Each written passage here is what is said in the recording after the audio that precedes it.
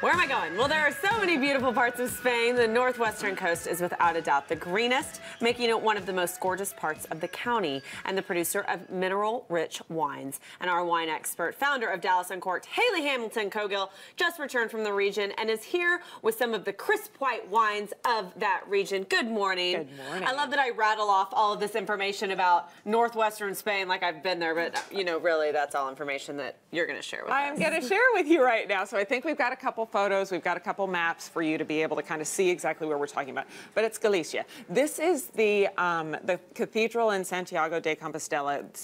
The region is kind of known as this pilgrimage. People do the walk, their Camino, to this abbey that basically was kind of how the Spaniards stood up, the symbol of Spanish freedom against Islam. So the region dates back to like 800 AD. Wow. There's great history. But the beauty of this region, again, the northwestern coast of Spain, you're right on the water. You have all of this great sea influence into this region to grow really, really crisp, very, very clean, really bright, kind of briny white wines. So so you said it's right by the water. So does that make the ability to grow these grapes, does it make it more humid there? It does get humid.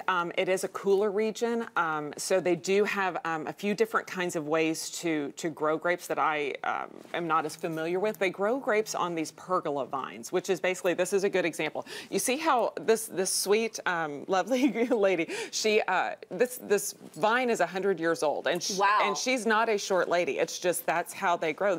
They grow them up into... And we think of vines being very small. And usually trained in and kind of a more towards the ground trellis. Right. But the ability to have these vines up a little bit higher is that they get a little bit more contact with the sun. Right. And so then also because of how the region is, underneath the pergolas, you can actually grow a lot of vegetables. So a lot of families have vines just out in their front yard. It's kind of something they've had. How great if you could have a vineyard like in your front yard, like, oh, just growing my own grapes for some wine, don't worry about it. I'd save so much money. Well, and so many people really do. They have a few vines, they go to a co-op, they press their vines, everybody kind of gets their wine for the year, they do it in their basements, and underneath that they can grow their corn or their potatoes or their cabbage tell me what you and everything. Brought with you today, what wines you've brought kind for us of the to key taste. thing about these wines, Albarino is the main grape. Albarino first arrived in the region in the 12th century by monks and kind of has taken hold as the pinnacle wine of the region. Albarino is very, very light, very, very crisp. Martin Codex is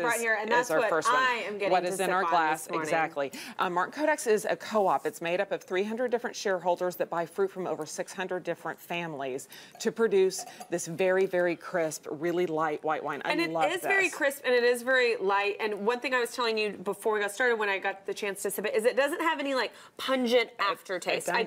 There's no bitterness. There's no puckering of the lips. Right. It's simple. Right. Well, and there's a lot of you want them really cold, but there is some complexity to it because of the granite soils. This is where most of the granite in the world comes from, this region, and so the soils are very, very mineral rich.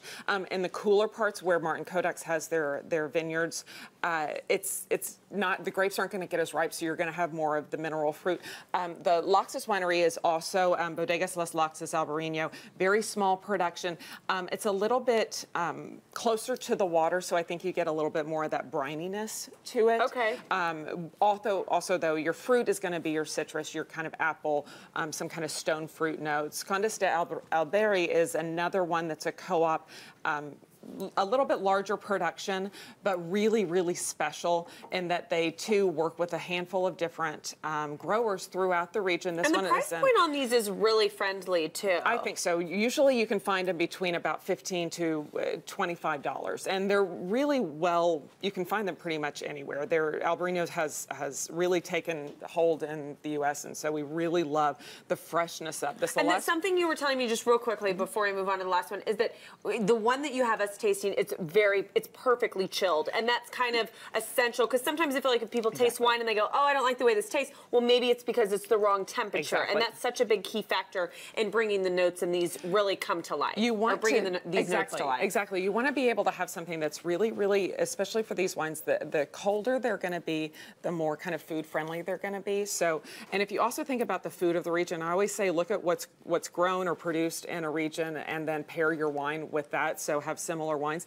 This is, I want to say 50% of the world's mussels come from this part of Spain. Wow. Oysters. Good mussels and good wine. You really can't beat that combination, and then now, can you? the last one I do want to get to it's Santiago Ruiz. I love this. This winery is the founder is kind of known as the father of Albarino. He started his career at the age of 70, kind of because his grandfather had been a winemaker and he wanted to kind of go back to his roots. His daughter runs it now, and this is in the most southern part of the region, so it's really close to Portugal, so it's going to be warmer. So this one does have a little bit more of that kind of juicy fruit notes, a lot more of that kind of lemon lime, kind of grapey notes that I think the nice thing about them is they're all very different, though from a very kind of small part of the region. Right. But it's really great summertime wine. I was just about to say that, is that white wines during the summer are exactly what I think most people are craving, because they're light, they're crisp, those same adjectives that you use. Thank you, Hayley. Almost always so many great tips on finding the perfect wine for this time of year. And of course,